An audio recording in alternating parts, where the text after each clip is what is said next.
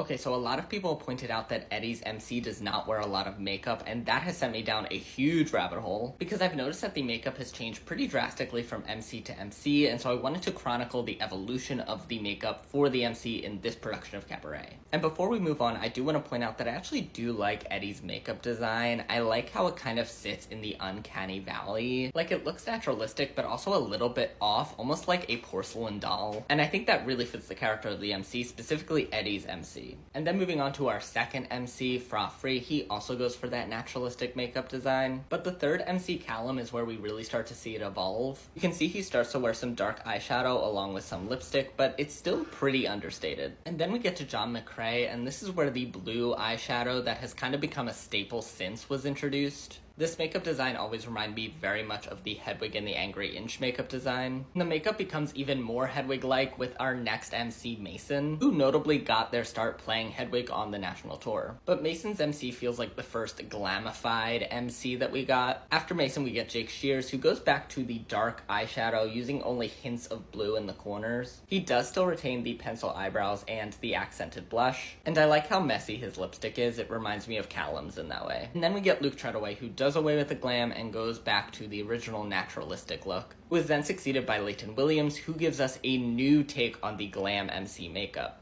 His eyeshadow is a green gradient all the way up to the eyebrows, which is a notable departure from the blue eyeshadow that we have seen in past MCs. His lipstick is also a little bit different, emphasizing his Cupid's bow and not fully covering his bottom lip. Which brings us back to Broadway, where we once again have Eddie Redmayne in the role, and he is back to that naturalistic makeup. However, it does seem like the actors on Broadway will have a similar variation in makeup, as Eddie's understudy David Marino does go back to that Hedwig makeup with the blue eyeshadow, the pencil eyebrows, and the blush, which makes me very excited to see what Marsha's MC makeup will look like.